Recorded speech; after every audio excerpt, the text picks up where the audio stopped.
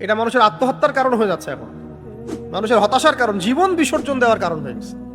ওই যে football, Messi, Ronaldo, এইসব শব্দগুলোকে যেভাবে নর্মালাইজ করা হয়েছে, দাওয়াত, তাবলিগ, মুজাহাদা, জিহাদ, এই শব্দগুলোকে সমাজে আপনারা নর্মালাইজ করে দিবেন। এই দায়িত্বটা আপনাদের, কারণ তারা এই শব্দগুলোকে আপনাদের মাথায় ঢুকিয়ে দিছে। কেন?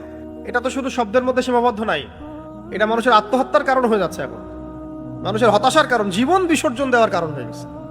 যে মুসলিম যুবক 17 বছর বয়সে একজন মুসলিম নারীর সম্ভ্রম হানি করেছে, এক হিন্দু রাজা, রাজা দাহির, তার গর্দান নেওয়ার জন্য সুদূর আরব থেকে ছুটে আসছেন 17 বছর বয়সের, তার 17 বছর বয়সের মুহাম্মদ বিন কাসিম রহমতুল্লাহ আলী, এবং তিনি সিন্ধু বিজয় করে রেখে দিলেন মাত্র 40-50 জন ঘোড়সাওয়ার নিয়ে, কেউ বলে আরো কম, 40-50 জন ঘোড়সাওয়ার নিয়ে একজন মুসলিম নারীর ইজ্জত হরণ করেছে বা চেষ্টা করেছিল রাজা দাহির।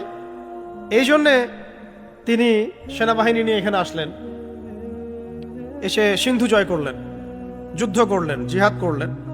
সেই 17 থেকে 20 বছর 25 বছরের জেনারেশনের অবস্থাটা আপনারাই দেখেন আজকে কোন জায়গায়।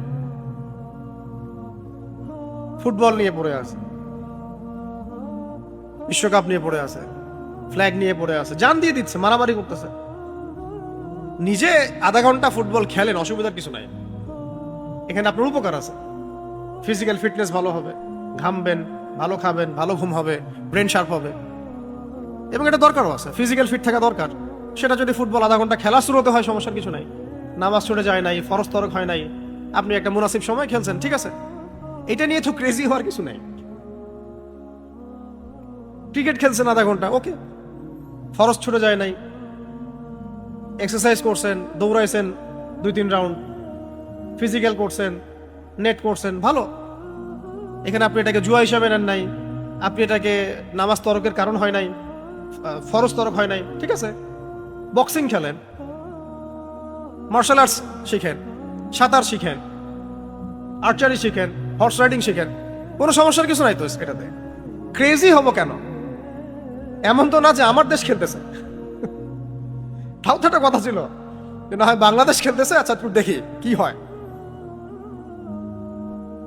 যাই হোক, তা বলছিলাম ভাই যে আমাদের জেনারেশন যেগুলো নিয়ে ব্যস্ত, ওই জেনারেশন সাহাবায়ে কেরামের সময়, তাবেঈদের সময়, ইমামদের সময় দাওয়াতে, তাবলিগে, দিন শিখায়, জিহাদের মাঠে ব্যস্ত ছিল, এবং তাদের এত ত্যাগ ছিল, এত ত্যাগ তারা করেছেন ইসলামের জন্য, যার ফলশ্রুতিতে আজকে আপনি রেডিমেড ইসলাম পাইছেন। বাসায় জন্মগ্রহণ করেছেন, লা ইলাহা ইল্লাল্লাহ কালিমাটা শিখেছেন। আমাদেরকে কালিমা শিখার জন্য কিন্তু পরিশ্রম করতে হয় নাই, ত্যাগ করতে হয় নাই, কোনো পরীক্ষা দিতে হয় নাই। এই হিস্ট্রিগুলো যদি পড়েন, নিজেদের মধ্যেই অনুশোচনা আসবে যে আমাদের দিনের জন্য আমাদের আসলাফগণ, আকাবিরগণ এত পরিশ্রম করেছেন, আর আমরা আজকে এইভাবে দিনকাল পার করছি, লজ্জা লাগবে তখন। এই জন্য এই ইতিহাসগুলো আপনাদের সিলেবাসে নাই, আমাদেরও ছিল না, এখনো নাই। ওই ইলেকশনের আগে সবাই প্রতিশ্রুতি দেয় যে আমরা একদম ইসলামী রাষ্ট্র কায়েম করে ছেড়ে দিব। একদম ইসলামী রাষ্ট্র তো ভাই বহুত দূরের কথা, আমরা শিক্ষার মধ্যে ইসলাম আনতে পারিনি।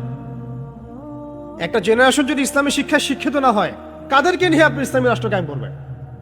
শাহবাগীদেরকে নিয়ে, রামবাম সুশীলদেরকে নিয়ে, ইসকনকে নিয়ে, কাকে নিয়ে আপনি ইসলামী রাষ্ট্র কায়েম করবেন?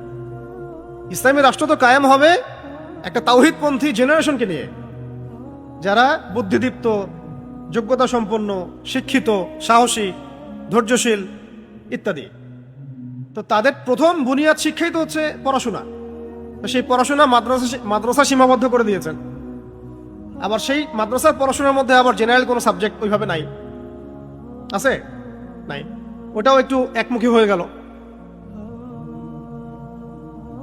আর আমাদের যে শিক্ষা, এর মধ্যে ইসলামের বালাই নাই, টুকটাক কিছু মন্দের ভালো আপনাকে পড়াই দিচ্ছে, ওইটুক শিক্ষা দিয়ে তো ভাই আপনার ওই গন্তব্য হাসিল হবে না, কখনোই না। সাহাবায়ে কেরাম রাদিয়াল্লাহু আনহুম আজমাইন এত বড় মানুষ হওয়া সত্ত্বেও সারাদিন রাত নবী সাল্লাল্লাহু আলাইহি ওয়াসাল্লামের দরবারে পড়ে থাকতেন দিন শেখার জন্য। আর আমরা কোরআন খুলতেছি মাসে একদিন, বছরে একদিন, সিলেবাসে কোরআন নাই, তাই নিয়মিত খোলা হয় না। যেহেতু এই বইগুলো সিলেবাসে আছে, নিয়মিত খোলা হয়। না খুললে আপনি পরীক্ষা পাশ করতে পারবেন না, এবং পাশ না করতে পারলে আপনার চাকরি হবে না। তাহলে গলায় দড়িটা কোন জায়গায় দেওয়া হয়েছে এটা কি বুঝতে পারছেন? এটা কি খুব কঠিন ছিল যে এই পড়াশোনাগুলোর পাশাপাশি অন্তত কোরআন, হাদিস, সিরাত, আকীদা এই কয়েকটা সাবজেক্ট থাকবে? মোটেই কঠিন ছিল না, কিন্তু আমরা এটা করতে চাই নাই, করি নাই, এবং হয়তোবা আমাদের করার কোনো নিয়ত নাই। ইসলামী রাষ্ট্রের কথা বলি, শিক্ষার মধ্যে ইসলাম ইম্পোজ করতে পারলাম না। কত বছর হয়েছে স্বাধীনতার? 50, 55। আপনি পুরো শিক্ষা ব্যবস্থায় আমাকে 10টা সূরার তাফসীর দেখান, 1000টা হাদিস দেখান, আকীদার একটা বুনিয়াদি বই দেখান, সিরাতের একটা বেসিক বই দেখান যে পড়তেছে ছেলেপেলেরা, মেয়েরা। ছেলেরা তো তাও মাশাআল্লাহ টুকটাক পড়াশোনা করার চেষ্টা করে, আমরা টুকটাক ভাঙাচোরা যা পারি। এছাড়া মসজিদে যায়, তারা মাদ্রাসায় মাঝে মাঝে যায়, ওয়াজ মাহফিলে যায়, সেমিনারে বসে। মেয়েদের অবস্থা, মেয়েরা, হিন্দু ছেলেরা তো এমনি এমনি মেয়েদেরকে টান দিচ্ছে না। কাদেরকে টান দিচ্ছে? যাদের ইসলাম, দিন, আল্লাহ, রাসূল সম্পর্কে কোনো ধারণাই নাই। মেয়েদের কি হবে? কে শিখাবে ওদেরকে?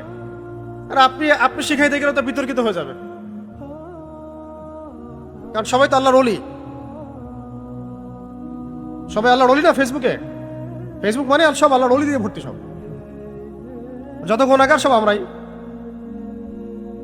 এখন আপনি দায়িত্ব নেন, আপনি তো বিতর্কিত হয়ে যাবেন। তাহলে কে দায়িত্ব নিবে? ঘুরে ফিরে কথা একটা জায়গায় আসে যে আমাদের সবাইকে দাওয়াতের মধ্য দিয়ে, ইসলাহের মধ্য দিয়ে, তাবলীগের মধ্য দিয়ে এমন একটা জেনারেশন তৈরি করতে হবে যারা ইসলামী রাষ্ট্র কায়েম করবে।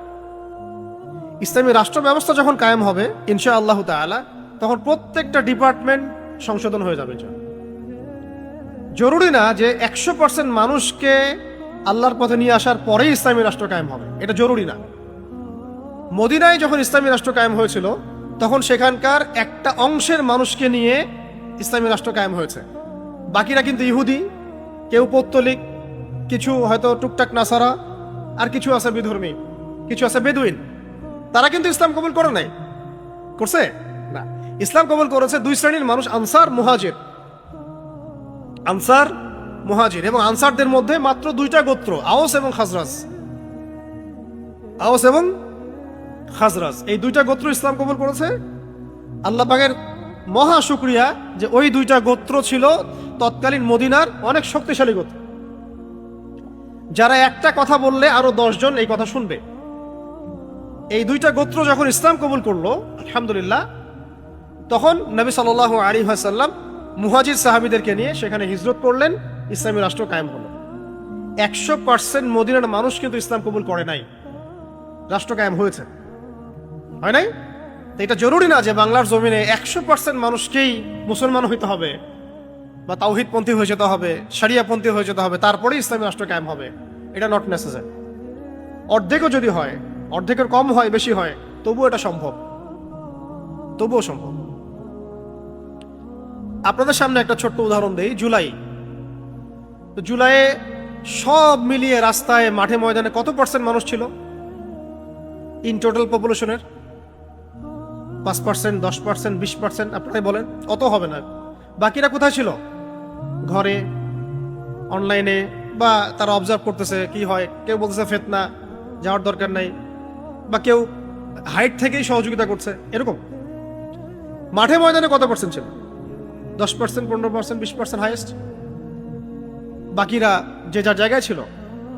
পরিবর্তন হয় নাই, একটা অভ্যুত্থান হয় নাই। এটাকে উদাহরণস্বরূপ সামনে রেখে এভাবে চিন্তা করতে পারেন যে ইসলামী রেভলিউশনের জন্যও 100% মানুষকে রাস্তায় নামার দরকার নাই। বুঝতে পারতেছি কথা?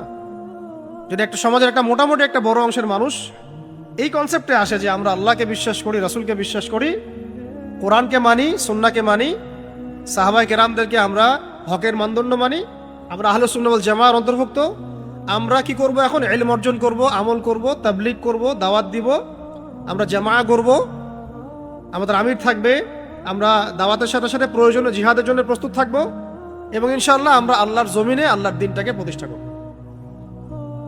এবং আমরা দিন প্রতিষ্ঠা করলে আমাদের শিক্ষা, সংস্কৃতি, অর্থনীতি, আমাদের পরিবার, ব্যক্তি জীবন এবং রাজনীতি, বিচার ব্যবস্থা সব কিছুকে আমরা কোরআন এবং সুন্নাহর আলোকে ঢেলে সাজাবো। এই লক্ষ্যে যদি কাজ করা শুরু করে 20 বছর সময় লাগবে না ইনশাল্লাহ, বাংলার জমিনে ইসলামী শরিয়া কায়েম হয়ে যাবে। 20 বছর সময় লাগবে না ইনশাল্লাহ। সমস্যা হচ্ছে এই যে মৌলিক দাওয়াতটা, এই মৌলিক দাওয়াতটা আমরা সব জায়গায় দিতে পারছি না, বা সবাই দিচ্ছি না, বা যাদের কাছ থেকে মানুষ আশা করে তারাও কথা বলছেন না, বরং মানুষ ছুটছেন অন্য বিষয়গুলোর দিকে, পশ্চিমাদের তন্ত্রমন্ত্রের দিকে, সো কল্ড ডেমোক্রেসির দিকে, সো কল্ড সেকুলারিজমের দিকে, কমিউনিজমের দিকে, ন্যাশনালিজমের দিকে, এগুলোর দিকে মানুষ ছুটছেন। একটা বিষয় বুঝতে পারছেন না, ওই যে প্রথমে একটা আয়াত বললাম যে মহাবিশ্ব আল্লাহ পাক সৃষ্টি করেছেন, যে আল্লাহ রাব্বুল আলামিন মহাবিশ্বের স্রষ্টা এবং মহাবিশ্বের প্রত্যেকটা গ্রহ নক্ষত্রে তার হুকুম চলে, পৃথিবীতে কেন চলবে না? পৃথিবী কি দোষ করলো? আমরা এতটা কিভাবে নাফরমান হয়ে গেলাম, কাফের হয়ে গেলাম, মুশরিক হয়ে গেলাম, মুনাফিক হয়ে গেলাম? সারা মহাবিশ্ব চলছে আল্লাহ পাকের নির্দেশে। চাঁদ যদি এক হাত ডানে বামে সরে যায়, পৃথিবী উথাল পাতাল হয়ে যাবে। সূর্য এক হাত ডানে বামে হয়ে গেলে পৃথিবী উথাল পাতাল হয়ে যাবে। সেই আল্লাহ রাব্বুল আলামিনের কন্ট্রোল সারা মহাবিশ্বে, আর পৃথিবীতে কি আল্লাহ পাকের নিয়ন্ত্রণ নাই? আল্লাহ পাকের অসীম রহমতে আল্লাহ পাক এত গুনাহ করার পরেও আমাদেরকে এখনো সহি সালামতে রেখেছেন। তো সেই পৃথিবীর মানুষ আর জিন আল্লাহ পাকের অবাধ্য।